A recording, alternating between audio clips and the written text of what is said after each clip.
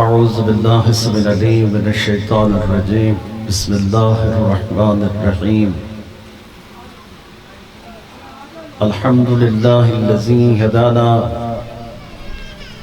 لہذا وما كنا لنهتدي لولا هدانا اللہ لقد جاءت رسل ربنا بالحق والصلاة والسلام على النبي الأمي المقي المدني والصاحب الحامي وقاقب الدر الوقار والسقينة المدفون بأرض مدينة أبي القاسم محمد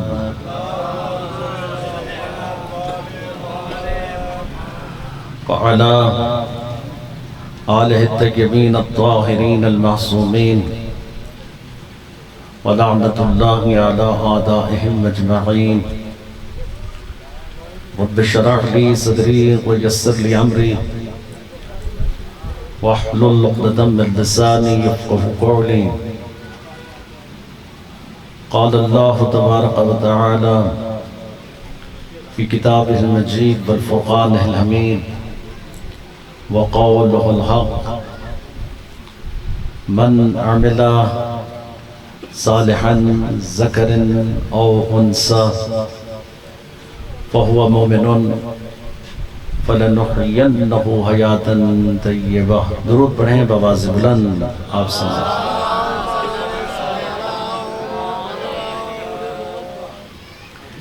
ارشاد معصوم ہے ہم پر بلند آواز سے اس کے درود پڑھو تاکہ تمہارے دلوں سے نجاست جاتی رہے، طہارت آتی رہے.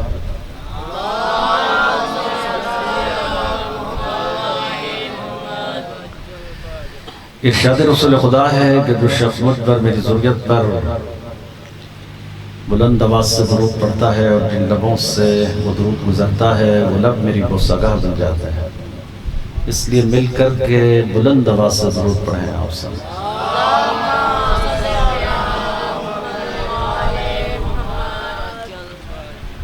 دعا ہے کہ پروردگار آپ تمام برادران ایمانی کی حاجتوں کو قبول فرمائیں اور جو تمنائیں ہیں جو مرادیں ہیں بارگاہ رب الحسین میں منظور اور مقبول ہوں. دعا ہے کہ پروردگار قبلہ سید مطلوب حسین نقوی ان کے خانوادہ ان کے مرحومین پروردگار ان سب کے درجات کو بلند فرمائے، اعلیٰ علیین میں اعلیٰ مقام عطا فرمائے، صغیرہ کبیرہ گناہوں کو معاف فرمائے، کروٹ کروٹ جوار محمد و آل محمد میں بلند سے بلند مقام عطا فرمائے. دعا ہے کہ پروردگار قبلہ ساجد نقوی صاحب اور ان کے برادران اور ان کے خانوادہ اور ان کے اہل و عیال اور ان کے بچے مولا ان سب کی توفیقات خیر میں اضافہ فرمائیں، اہتمام انتظام اپنی بارگاہ میں قبول فرمائیں اور جن مقاصد کے لیے اہتمام کیا ہے اس میں کامیابی اور کامرانی عطا فرمائیں. ایک ایسی صلوات پڑھیں کہ مجلس پر نور ہو جائے.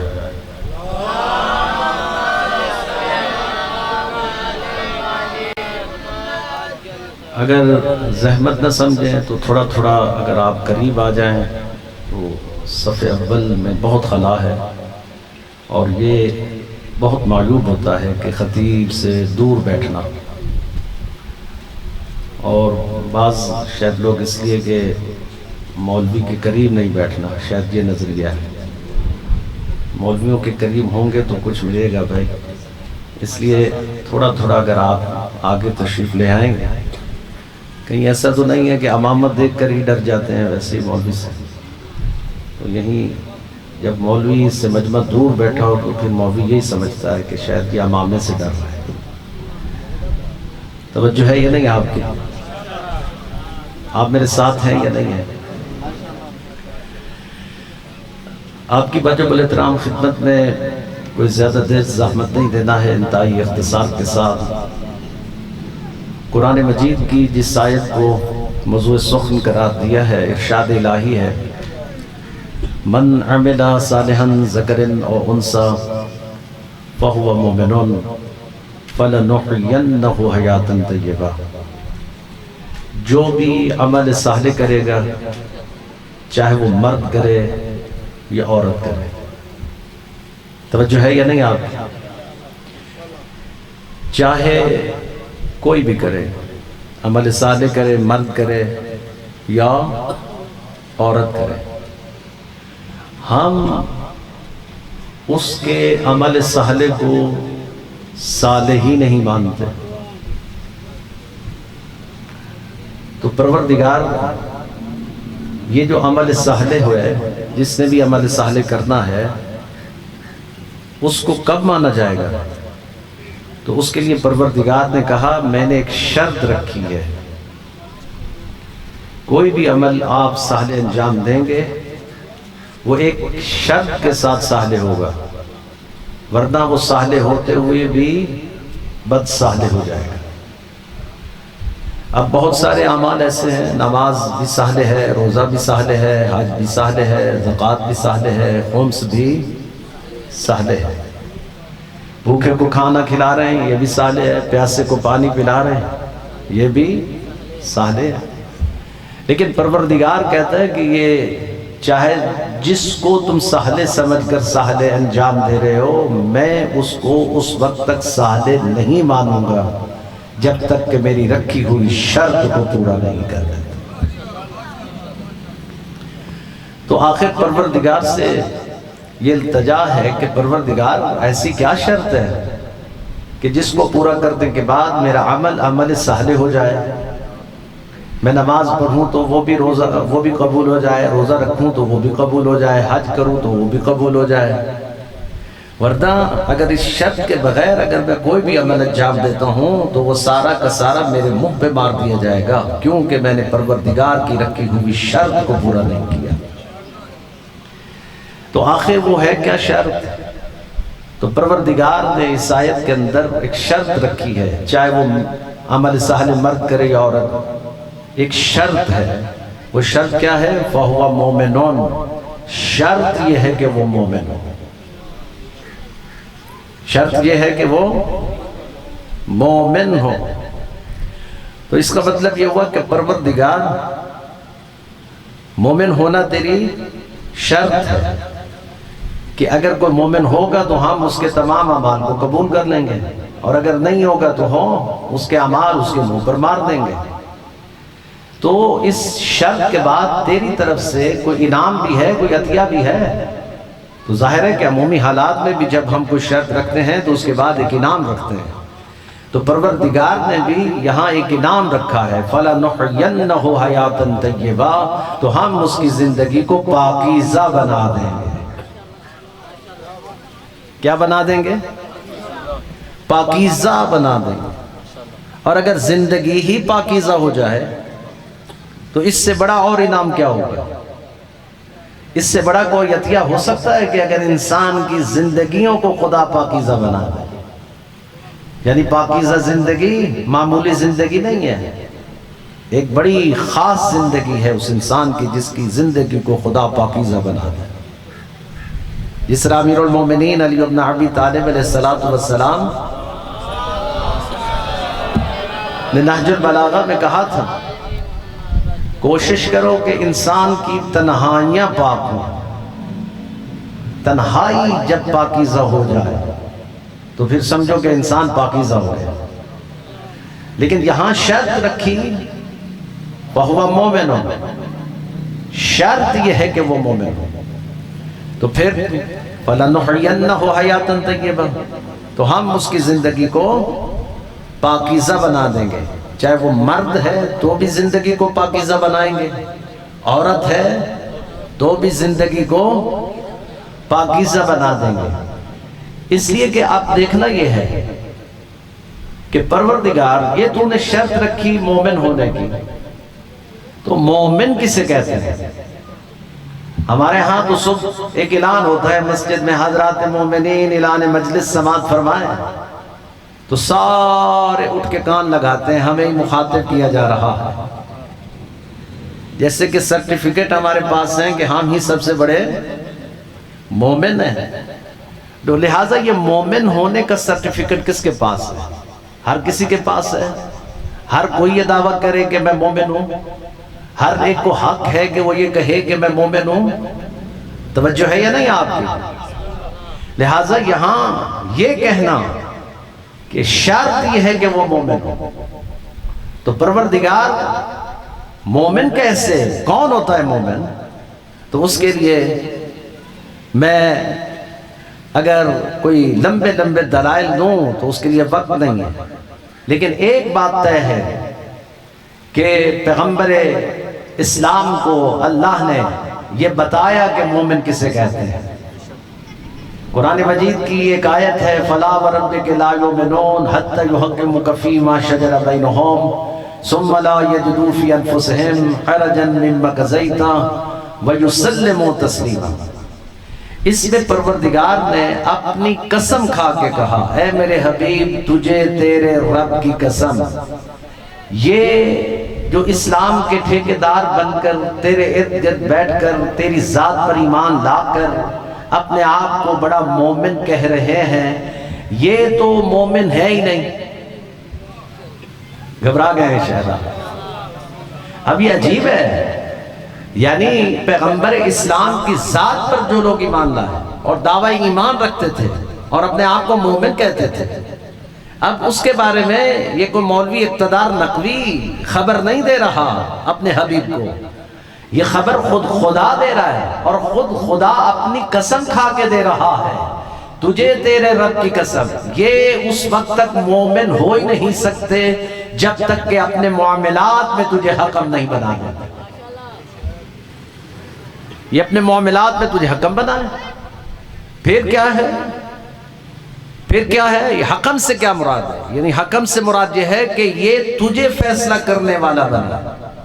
کسی غیرے کو نتھو خیرے کو حق نہیں ہے کہ وہ فیصلہ کرے، فیصلہ تو کر.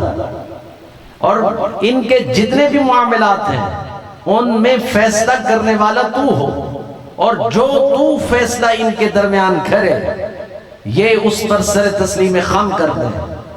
دلوں میں گمان بھی پیدا نہ کریں کہ پیغمبر نے ایسا کیوں کیا. گھبرا گئے شاید. دلوں میں گمان بھی پیدا نہ کریں کہ پیغمبر نے ایسا کیوں کیا. دلوں میں چوں چراں بعض دفعہ کرتے ہیں، شک کرتے ہیں کہ یہ کیسے ہو گیا.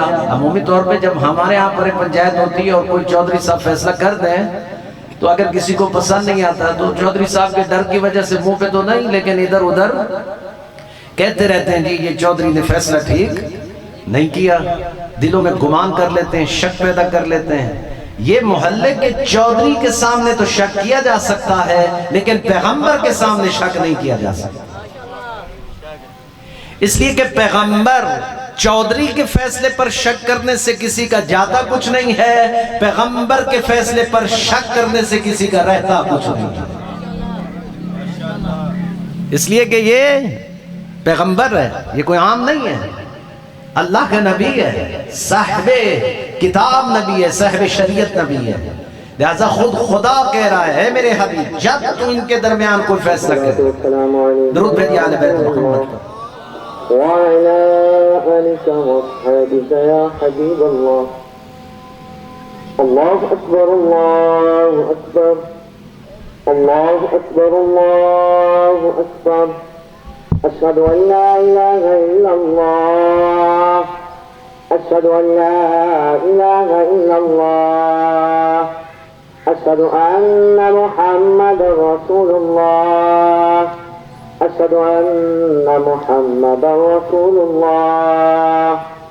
حي على الصلاة حي على الصلاة حي على الفلاح حي على الفلاح.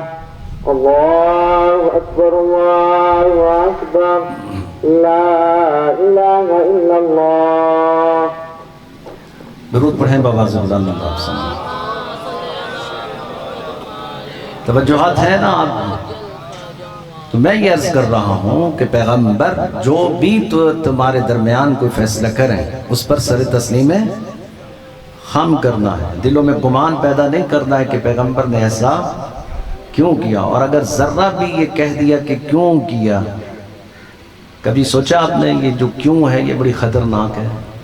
یہ پیغمبر کے سامنے جب کوئی کیوں کہہ دیتا ہے، مثلا مجھے نہیں پتا کہ جب پیغمبر نے حسنین کو کاندھوں پہ اٹھایا تو کسی نے کہا تھا کیوں اٹھایا؟ ہاں، یہ جو پیغمبر نے کاندھوں پہ اٹھایا ہے تو یہ کیوں اٹھایا؟ اور اگر اور کوئی بھی فیصلہ کریں گے اس پر سر تسلیم خم کر، گویا کہ کیوں نہیں آنکھ، یعنی کیوں خطرناک ہے، یہاں چون چرا نہیں کرنا ہے۔ پیغمبر اب جو بھی فیصلہ کرتے چلے جائیں، اب پیغمبر نے جتنے بھی فیصلے فرمائے ہیں، میں کبھی کہتا ہوں یہ احادیث سے پیغمبر جو ہیں یہ صرف احادیث نہیں ہیں، یہ فیصلے ہیں پیغمبر کے، یہ پیغمبر نے فیصلے کر دیے ہیں، اب اس پر سر تسلیم خم کرنا پڑے گا، دلوں میں گمان نہیں کرنا۔ یعنی کیا کہا پیغمبر نے؟ الحق مع علی وعلی مع الحق، حق علی کے ساتھ ہے اور علی حق کے ساتھ ہے، یا علی بمنزلت ہارون من موسیٰ، یہ کہہ دیا ہے، پیغمبر نے فیصلہ کر دیا ہے۔ یعنی الحسن والحسین سید شباب اہل الجنہ، یہ فیصلہ کر دیا ہے پیغمبر نے کہ حسن اور حسین جوانان جنت کے سردار ہیں۔ الفاطمہ بزتو منی، فاطمہ میرے جگر کا ٹکڑا ہے، جس نے فاطمہ کو ناراض کیا اس نے مجھے ناراض کیا، جس نے مجھے ناراض کیا اس نے اللہ کو ناراض کیا۔ اب یہ فیصلے ہیں پیغمبر کے، اب فیصلہ کر دیا نا اللہ کے نبی، اور جتنے بھی احادیث اٹھائیے یہ فیصلے ہیں۔ اب ایک فیصلہ پیغمبر نے ایسی جگہ پر کیا کہ جہاں 1,24,000 کے مجمع کو کھڑا کر دیا، یہ کسی حجرے میں نہیں کیا، کسی کمرے میں نہیں کیا، یہ پیغمبر نے فیصلہ ایک میدان میں کیا جس کو خم غدیر کہا جاتا ہے۔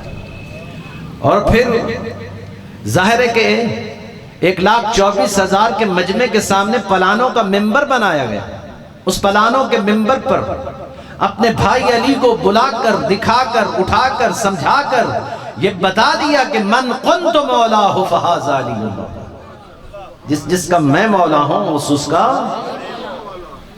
علی مولا ہے۔ گویا کہ اب یہ پیغمبر نے فیصلہ کر دیا ہے۔ اب جب پیغمبر نے یہ فیصلہ کر دیا ہے کہ جس کا میں مولا ہوں اس کا علی مولا ہے، تو اب اس پر گمان کرنا، شک کرنا توجہ ہے یا نہیں آپ کی؟ گویا کہ اب قرآن کی اس آیت کو ذرا اور آگے بڑھاتے ہیں جس میں پیغمبر اسلام سے یہ اللہ نے کہا ہے میرے حبیب جب بھی تو ان کے درمیان کوئی بھی فیصلہ کر دے یہ اس پر سر تسلیم خم کریں، دلوں میں گمان پیدا نہ کریں کہ پیغمبر نے ایسا کیوں کیا، اور جب انہوں نے یہ گمان کر لیا کہ پیغمبر نے ایسا کیوں کیا، میرے حبیب یہ سارے کے سارے کافر ہوتے چلے جائیں۔ اچھا آپ نے یہ شاید آخری والی بات پچا گئے ہیں، ذرا اس کو غور سے تو سنیں کہ میں نے کیا دیا، یعنی میں تھوڑی کہہ رہا ہوں، یہ تو اللہ کہہ رہا ہے قرآن مجید کی اس آیت کی روح سے۔ اب یہ وہ آیت ہے جس کو علامہ طارق جمیل صاحب نے بم بانگ دہل اس آیت کو کوٹ کر کے من کنت مولا فہذا علی مولا ثابت کیا، اور بیچارے کو جماعت سے نکال دیا گیا، اور بیچارہ آج آل محمد کی محبت میں مولانا طارق جمیل صاحب کے ساتھ کیا ہو رہا ہے یہ سب کو پتا ہے۔ بھائی انہوں نے بھی اسی آیت کو کوٹ کیا، بھائی انہوں نے بھی یہی سمجھا کہ بھائی جب قرآن کی یہ آیت واضح کہہ رہی ہے کہ جو پیغمبر کے کیے ہوئے فیصلوں پر سر تسلیم خم نہ کرے، گمان کرے، چون چرا کرے، وہ تو کافر ہو جائے گا، تو جب پیغمبر نے ایک فیصلہ کر دیا ہے کہ من کنت مولا فہذا علی مولا، جس کا میں مولا ہوں اس کا علی مولا ہے، تو یہ فیصلہ ہے پیغمبر کا، تو پتہ یہ چلا تاریخ کا المیہ یہ ہے، تاریخ کا المیہ یہ ہے کہ لوگوں نے جوگ در جوگ مسلمان تو ہوتے دیکھے ہیں مگر کافر ہوتے نہیں دیکھے۔ مسلمان تو ہوئے آپ نے دیکھے، لیکن کافر کب ہوئے یہ تو نہیں دیکھے آپ نے۔ یہ المیہ ہے اسلام کا کہ آپ نے جوگ در جوگ لوگ مسلمان ہوتے دیکھے، لیکن آپ نے کافر ہوتے نہیں دیکھے۔ اس کے لیے کافر دکھائی تھوڑی دیتا ہے، نظر تھوڑی آتا ہے کہ یہ کافر ہے، دیکھا جائے گا کہ جو پیغمبر کے فیصلے پر شک کرے گا وہی تو کافر ہے۔ اب مجھے نہیں پتا کس کس نے شک کیا، ہم نے تھوڑی بیان کرنا ہے کہ کس نے شک کیا، تو شک کرنے والوں نے کیا، لیکن تاریخ کی اس قرآن کی آیت کی روح سے یہ پتہ چل گیا کہ پیغمبر کے فیصلوں پر سر تسلیم خم کرنا پڑے گا، گمان پیدا نہیں کرنا، ورنہ سارے کے سارے کیا ہو جائیں گے؟ کافر ہو جائیں گے۔ تو آئیے، یہاں قانون دان بھی بیٹھے ہیں اور ساجد بھائی بھی بیٹھے ہیں، ماشاءاللہ اچھے وکیل ہیں، کورٹ سے تعلق ہے۔ میں ایک آرگومنٹس پیش کرتا ہوں، کسی عدالت میں جا کر کے دائر کیجئے۔ بھئی آپ کسی بھی عدالت میں کوئی کیس دائر کرنا چاہتے ہیں تو اس کو کیا کریں گے؟ دلائل سے آپ ثابت کریں گے، ایسے ہی ہے، دلائل دیں گے نا۔ اچھا، پھر زیادہ سے زیادہ کوئی ایک کورٹ نے اگر کوئی فیصلہ کر دیا کسی کے بارے میں، آپ وہ بھی پیش کر دیں گے کہ جناب یہ دیکھیے اس قاعدے اور اس قانون کے تحت یہ پہلے ایک فیصلہ ہو چکا ہے۔ اب آئیے ذرا توجہ چاہوں گا، پیغام فکر ہے لے کر کے جائیے گا، کوشش کر رہا ہوں تاکہ یہ پیغام عام کیا جائے، لوگوں کو سمجھ آ سکے۔ قرآن مجید ایک آرٹیکل کی کتاب ہے شریعت کی۔ کس کی کتاب ہے؟ آرٹیکل، آئین کی، قانون کی ایک کتاب ہے۔ اس قانون کی کتاب میں سب شریعت کے احکام ہیں۔ ان شریعت کے احکام میں ایک قاعدہ اور قانون ہے۔ قاعدہ اور قانون یہ ہے کہ کسی بھی آیت کو قرآن مجید میں آنے کا قاعدہ کیا ہے۔ قرآن مجید کی کسی بھی آیت کو جب آتی ہے تو اس کے آنے کا قانون کیا ہے، یہ غور طلب مسئلہ ہے آپ کی۔ یہ قانون ہے، اس میں قانون کیا ہے؟ مثلا ہمارا یہ قاعدہ اور قانون ہے کہ نبی جو ہے یہ اللہ کا اولو العزم پیغمبر ہے، ٹھیک ہے؟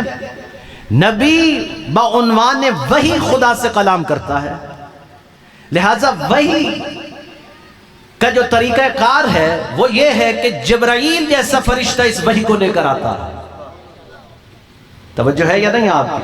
میں تو بڑے آسان جملوں سے آپ کو سمجھانے کی کوشش کر رہا ہوں تاکہ آپ کو سمجھ آ جائے۔ ایک پروسیس ہے، ایک قانون ہے، ایک قاعدہ ہے۔ قاعدہ یہ ہے حکم اللہ کا ہوگا، لانے والا جبرائیل ہوگا، جس پر یہ حکم آئے گا وہ کون ہوگا؟ وہ رسول ہوگا۔ رسول پر جب کوئی حکم آ جائے تو وہ با نفس نفیس اس حکم کو اپنی امت پر پہنچائے، عمل بھی کرے، خود عمل کرے اور لوگوں کو پہنچائے اور لوگوں کو عمل کرنے کی دعوت تبلیغ بھی دے۔ یہ قاعدہ ہے، یہ ہے قانون۔ لہذا قانون کیا ہوا؟ اللہ کا حکم ہوگا، لانے والا جبرائیل ہوگا، جس پر آئے گا وہ کون ہوگا؟ رسول۔ رسول وہ حکم بعینہ ہی بنفس نفیس خود امت پر پہنچائے گا، خود بھی اس کا عمل کرے گا۔ یہ ہے قاعدہ اور یہ قانون۔ شریعت کے جتنے بھی احکام ہیں وہ سب اسی قانون کے تحت آئے۔ مثلا نماز کا حکم آیا، جب نماز کا حکم آیا اقیموا الصلاۃ وآتوا الزکاۃ، نماز قائم کرو اور زکوٰۃ کو ادا کرو، تو یہ آیت تھی۔ لانے والا، بھیجنے والا کون تھا؟ اللہ۔ لانے والا کون تھا؟ جبرائیل۔ جس پر آیا وہ رسول۔ رسول نے پہنچایا کس پر؟ امت پر، خود بھی عمل کیا، نماز پڑھی، امت کو بتائی کہ ایسے نماز پڑھی جائے۔ لہٰذا یہ ایک پروسیس ہے، یہ ایک قاعدہ ہے، یہ ایک قانون ہے۔ لہٰذا اسی قانون کے تحت نماز آئے، آپ نے مانی یا نہیں مانی؟ بھئی نماز اسی قاعدے اور قانون کے تحت مان رہے ہو نا، یعنی یہ حکم شریعت قرار پایا۔ حکم شریعت قرار پانے کے لیے یہ پروسیس ضروری ہے کہ اس میں اللہ کا حکم ہو، اس میں جبرائیل ہو، اس میں رسول ہو، اس میں بنفس نفیس خود رسول اس کو پہنچائے، نافذ کرے۔ یہ قاعدہ اور یہ قانون ہے۔ لہذا نماز اسی قانون کے تحت آئے، روزہ اسی قانون کے تحت آیا، حج اسی قانون کے تحت آیا، زکوٰۃ اسی قانون کے تحت آئی، خمس اسی قانون کے تحت آیا، جہاد اسی قانون کے تحت آیا، امر بالمعروف اسی قانون کے تحت آیا، نہی عن المنکر اسی قانون کے تحت آیا، ماں کی عزت کرنا اسی قانون کے تحت آیا، باپ کا احترام کرنا اسی قانون کے تحت آیا، عبادی حق ادا کرنا اسی قانون کے تحت آئے، الہی حق ادا کرنے اسی قانون کے تحت آئے۔ تو میں امت اسلام سے یہ سوال کرنا چاہتا ہوں کہ جب نماز اسی قانون سے آئے تو مانو، روزہ اسی قانون سے آئے تو مانو، حج اسی قانون سے آئے تو مانو، زکوٰۃ اسی قانون سے آئے تو مانو، خمس اسی قانون سے آئے تو مانو، تو اسی قانون کے تحت اللہ نے ابلاغ ولایت بھی کیا تھا، یعنی کہا تھا، اللہ نے کہا تھا اے جبرائیل لے کر جا یہ پیغام، یا ایھا الرسول بلغ ما انزل علیک من ربک وان لم تفعل فما بلغت الرسالہ واللہ یعصمک من الناس۔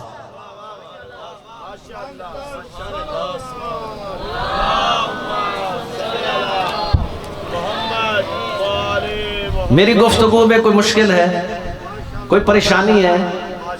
ہاں، آپ یہ کیس دائر کر دیجیے، آرگومنٹس پیش کیجیے، کسی عدالت میں لے کر کے جائیے اور ان کو کہیے کہ بھائی ہمیں یہ سمجھ نہیں آ رہا کہ بھائی الگ سے اس کے لیے منتخب کرنا کسی کو، یہ کس قانون کے تحت ہے؟ سقیفہ بنی سعدہ میں کسی کو معین کرنا یہ کس قانون کے تحت ہے؟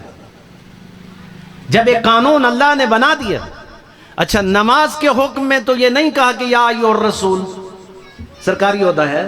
روزے کے حکم میں تو رسول سے مخاطب ہی نہیں ہوا، زکوٰۃ کے حکم میں رسول سے مخاطب نہیں ہوا۔ یہ واحد آیت ہے جو سرکاری عہدے سے خطاب کیا جا رہا ہے اور کہا جا رہا ہے اے میرے رسول پہنچا دے میرے اس پیغام کو، اور اگر تم نے نہیں پہنچایا تو تم نے میری رسالت کا کیا ہی کچھ نہیں۔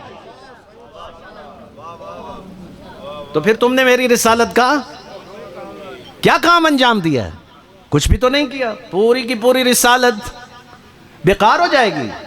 یعنی پتھر کھائے، صحبتیں برداشت کی، لوگوں کے تانے جھیلے، گالیاں کھائیں، یہ اتنا کچھ تو کیا، ایک ہی بات میں یہ سب کچھ جا رہا ہے کہ اگر تم نے یہ پیغام نہ پہنچا تو تم نے پھر میری رسالت کا کچھ بھی نہیں کیا۔ تو آئیے میں اب جس نتیجے پر آپ کو لانا چاہتا ہوں بڑا غور طلب ہے اور اس کو اپنے ذہنوں میں بٹھا لیجئے۔ میرا ایک سوال ہے امت اسلام سے کہ بھائی نماز اسی قانون کے تحت آئے تو مان لی، روزہ اسی قانون کے تحت تو مان لیا، حج اسی قانون کے تحت آیا تو مان لیا، اور جب ولایت کا حکم اس قانون کے تحت آیا تو گھوٹو پڑ گیا۔ وہاں گھوٹو پڑ گیا نا بھائی، یا تو قانون بدل دیجئے، آپ کہیے کہ نہیں بھائی یہ جو نماز کا حکم ہے یہ بھی کسی کمرے میں ہم طے کریں گے کہ کیسے پڑھنا، یہ جو روزے کا حکم ہے یہ بھی کسی حجرے میں بیٹھ کر طے کر لیجئے کہ بھائی روزہ ہم نے اس طرح رکھنا ہے، بھائی یہ جو زکوٰۃ ہے یہ بھی کسی کمرے میں بیٹھ کر طے کیجئے کہ اس کو ہم نے کیسے دینا ہے۔ جب یہ قانون وہاں لاگو نہیں کر سکتے تو ولایت کے معاملے میں قانون کیوں بدل دیا؟ جب ولایت کے معاملے میں قانون بدل دو گے تو پھر اس کا مطلب یہ ہے کہ یہ دشمنی علی کی وجہ سے ہے، اس کی وجہ صرف دشمنی اہل بیت ہے۔ تو بس یاد رکھیے ہمیں اس سے غرض کوئی نہیں ہے کہ کون دشمن اہل بیت اور کون محب اہل بیت، لیکن ایک بات تو طے ہے کہ اگر اسی قانون کے تحت نماز آئے تو مان رہے ہو، اور پھر دوسرے لفظوں میں یاد رکھیے گا شریعت کے کسی بھی حکم کا انکار کرنا، شریعت کے کسی بھی حکم کا انکار کرنا کیا ہے؟ کفر ہے۔ بڑے لکھے آپ بیٹھے ہیں بھائی، اگر آپ نماز کا انکار کریں گے تو کیا ہو جائیں گے؟ بھائی کیا ہو جائیں گے؟ ہاں جو پڑھتے ہیں وہ تو بولو، ہاں چلیے جو نہیں پڑھتے وہ تو بیچارے کہیں گے کہ بھائی مولانا شاید ہمیں تنگ کر رہے ہیں، تو نماز تو پڑھا کریے نا، نماز کے بغیر تو کچھ چارہ نہیں ہے۔ درود بھیجیے آل بیت محمد۔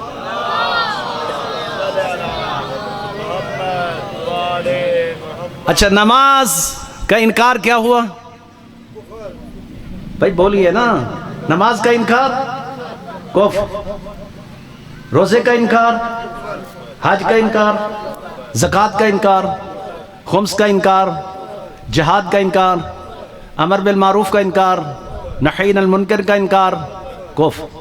جب اسی قانون کے تحت یہ سارے احکام آ جائیں تو شریعت کے حکم کے مطابق اس کا انکار کفر ہو جاتا ہے۔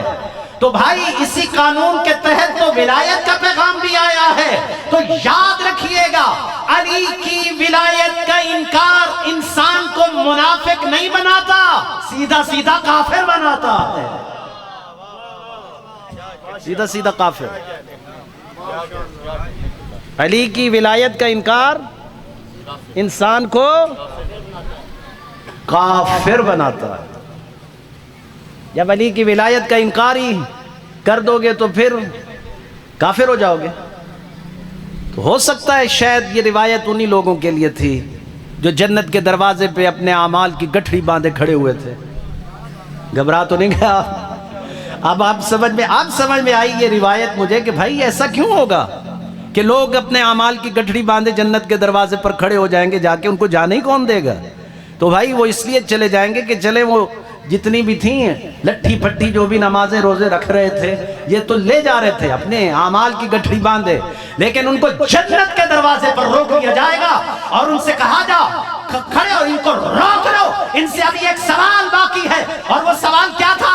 کیا تمہارے دامن اعمال میں علی کی ولایت کا جوہر بھی ہے یا نہیں؟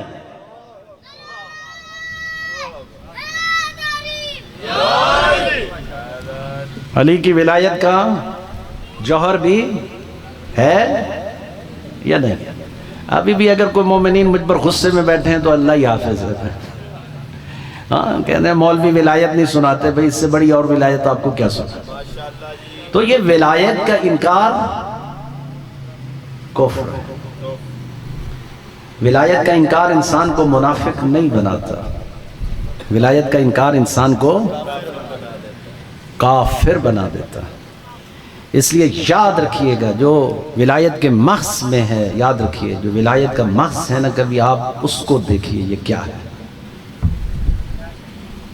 کبھی اس ولایت کو آپ نے سینوں میں سمو کر دیکھیے، کبھی آپ امتحان بھی لیجئے کہ یہ ولایت ہے بھی صحیح یا نہیں، یا فقط نعروں میں ہے، یا فقط داد اور تحسین کے اندر ہے، یا آپ کو یہ لگتا ہے کہ یہ چونکہ مجلس میں بیٹھا ہوتا ہے اور بڑی واہ واہ کر رہا ہوتا ہے لہٰذا یہ بڑا ولائی ہے۔ ایسے ہی ہوتا ہے نا، عموماً ہمارے ہاں تو یہی مزاج ہے، جو نعرے سب سے زیادہ لگا رہا ہو ہم سمجھتے ہیں یہ بڑا مولائی ہے، بڑا ولائی ہے۔ کبھی اس ولائی سے یہ تو پوچھو کہ بھائی یہ جو ولایت کا وزن تیرے سینے میں ہے یہ ہے بھی صحیح یا نہیں ہے؟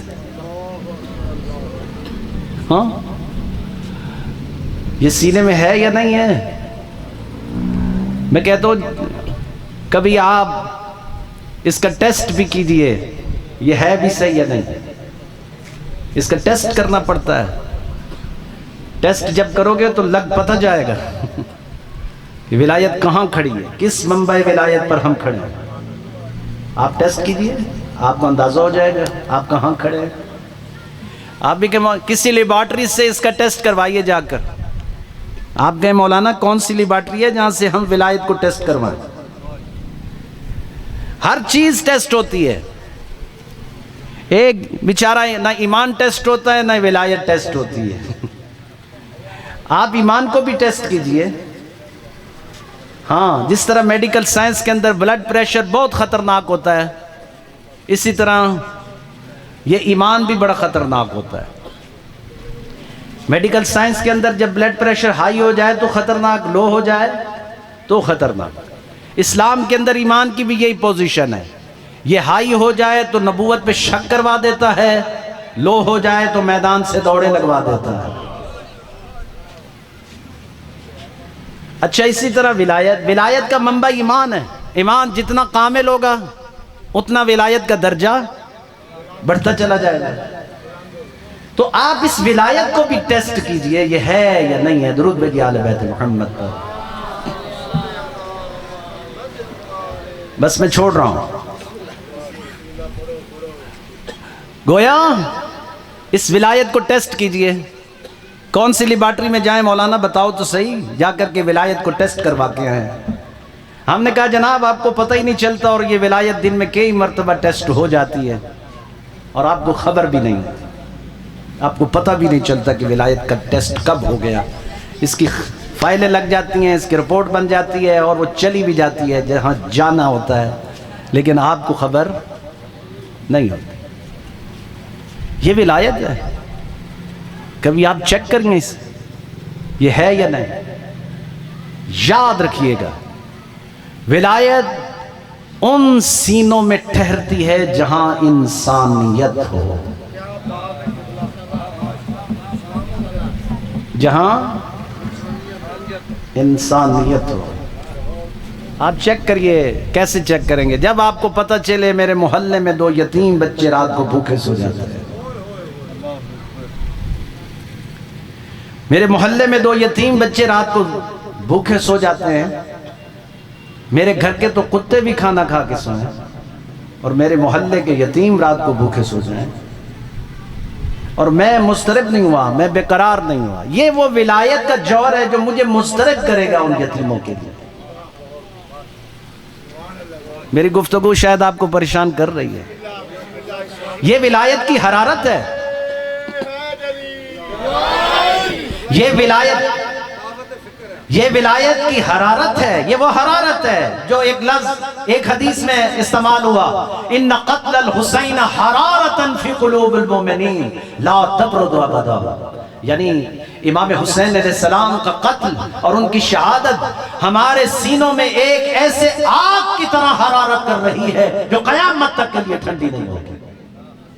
اسی طرح ولایت بھی ایک آگ ہے جو حرارت رکھتی ہے ہر اس شخص کے لیے کہ جو میدان عمل میں اتر کر سیرت علی کے جوہر کو دکھاتا ہے. جو یہ اصل ٹیسٹ ہے. آپ یہ مضطرب کرے گی، یہ بے قرار کرے گی، مجھے بے چین کر دے گی اس وقت تک جب تک کہ میں ان کو کھانا نہ کھلا. یہ ولایت مجھے مضطرب بے قرار کرتی ہے. یہ ولایت ہے جو مجھے حرارت دیتی ہے. اٹھو یہ عمل انجام دو، یہ عمل انجام دو. اٹھو نماز کا وقت ہو گیا، نماز پڑھو. یہ ولایت حرارت دیتی ہے. اٹھو روزہ رکھو، اٹھو حج کر لو، واجب ہو گیا نا تجھ پہ، کرو. یہ ولایت حرارت دیتی ہے. اور اگر یہ ولایت حرارت نہ دے تو پھر یہ بڑے عجیب کام کرتی ہے، بڑے عجیب کام کرتی ہے. یہ معاشرے میں مجھے عمر ابن سعد کے ساتھ کھڑا کر دیتی ہے. بظاہر تو لگتا ہے کہ یہ بڑا موالی ہے، بڑا محب ہے، لیکن یہ بہت خطرناک ہے. سب سے زیادہ خطرناک وہ ہے جو ولایت کے خیمے میں بیٹھ کے ولایت کو دھوکہ دے رہا ہے. گھبرا گئے ہیں شاید آپ. ولایت کے خیمے میں بیٹھے ہیں آپ، تو اس خیمے میں بیٹھنے سے پتہ چلے کہ یہ علی والے بیٹھے ہیں. کردار، افکار، سوچ، نظر، جاذبیت، انقلاب، زندہ نظر ہونا چاہیے. تمہیں وقت کا حبیب ابن مظاہر ہونا چاہیے، تجھے مسلم بن اوسجا ہونا چاہیے، تجھے زہیر ابن قین ہونا چاہیے. تمہیں مودت کرنے والا ہونا چاہیے، محبت کرنے والا نہیں ہونا چاہیے. ہمارا المیہ یہ ہے کہ ہم اہل بیت سے محبت کرتے ہیں. محبت دھوکہ دیتی ہے، محبت فریب دیتی ہے، محبت شکست کھا جاتی ہے. محبت شکست کھا جاتی ہے. محبت کرنے والے خط لکھتے ہیں آپ کوفہ آ جائیے، لیکن مودت کرنے والوں کو مولا خط لکھتے ہیں حبیب آ جاؤ، زہیر آ جاؤ، مسلم بن اوسجا. یہ مودت کرنے والے چاہیے، محبت کرنے والے نہیں چاہیے. مودت کرنے والے چاہیے. مودت سرخ مقتل میں کھڑا کر دیتی ہے، سینوں کو تار تار کر دیتی ہے. کیا آیا یہ وہ محبت، یہ وہ مودت، وہ عشق خدا جو حسین ابن علی کو اللہ کے ساتھ تھا،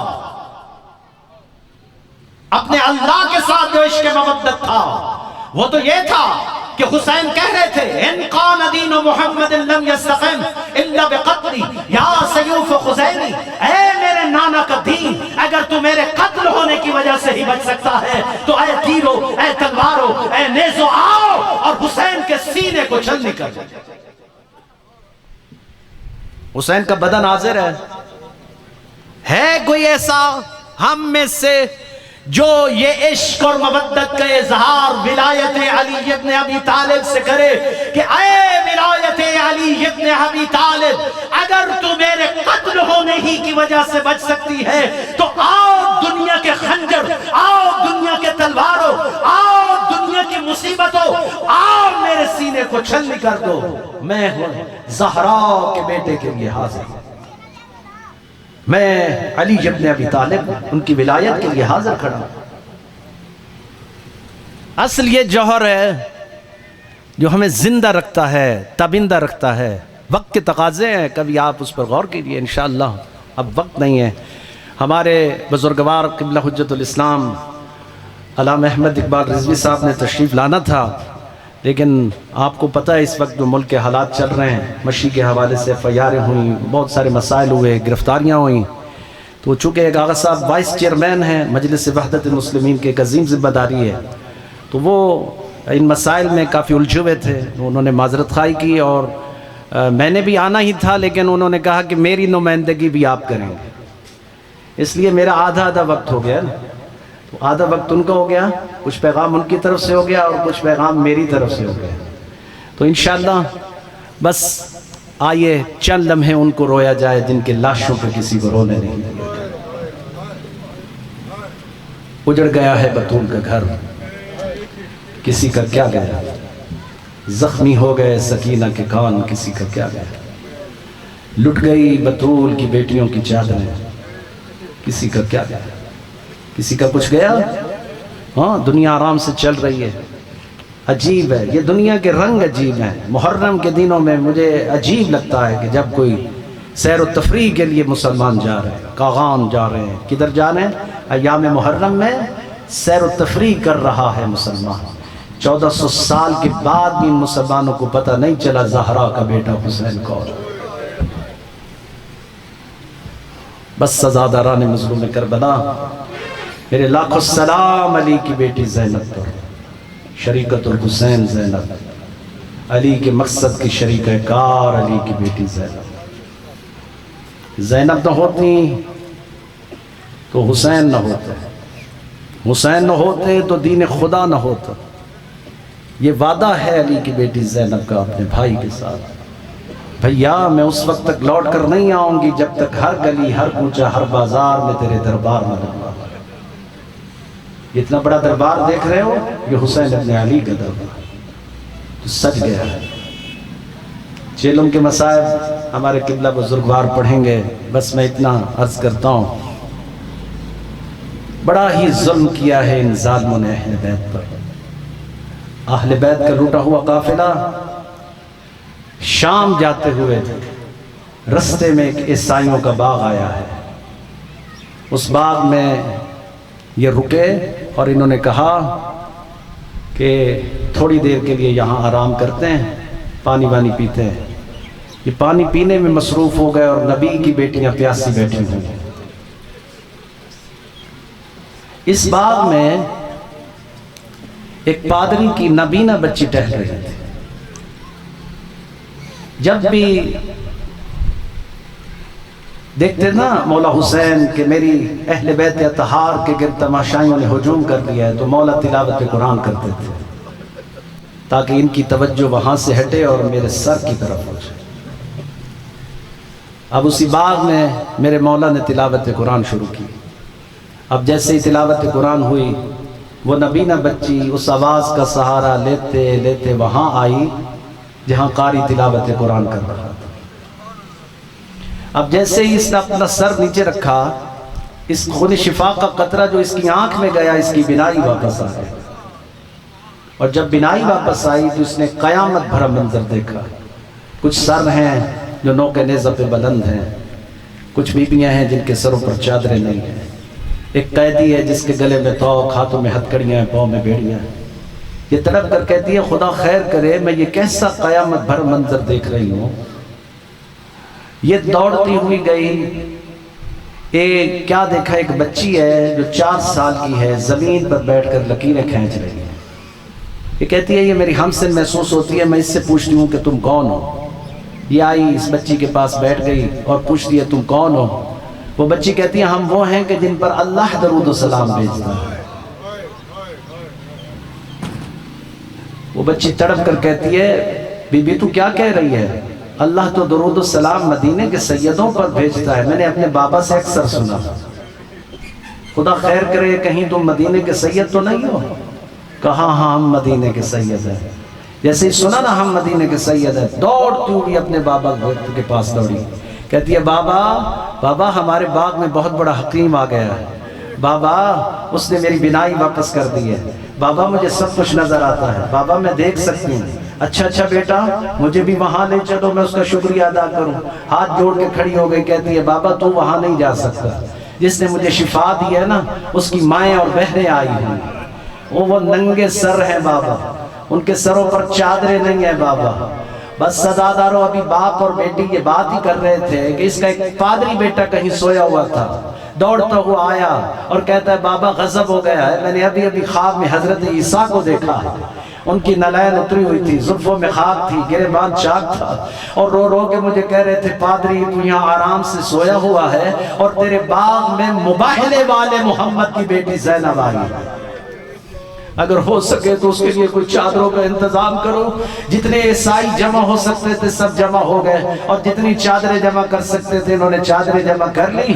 اور چادریں جمع کر کے کہتے بیٹی ہمیں اس قیدی کے پاس لے چلو، ہم جا کے اس کو اپنی چادریں پیش کرتے ہیں. ہاں بابا میں ابھی جا کر ان سے بات کرتی ہوں. عزاداروں اس کی بچی آئی سید سجاد کے پاس. کہتی ہے مولا آپ نے بڑا ہم پر احسان کیا، ہم نے کچھ چادریں جمع کی ہیں آپ کو دینا چاہتے ہیں. کہا کیوں نہیں، میں اگر یہ ظالم چادریں ڈالنے دے تو مجھے کیا اعتراض ہے. میں ہر بازار ہر موڑ چادر ہی تو مانگتا رہا مگر کسی مسلمان نے مجھے چادر نہیں دی.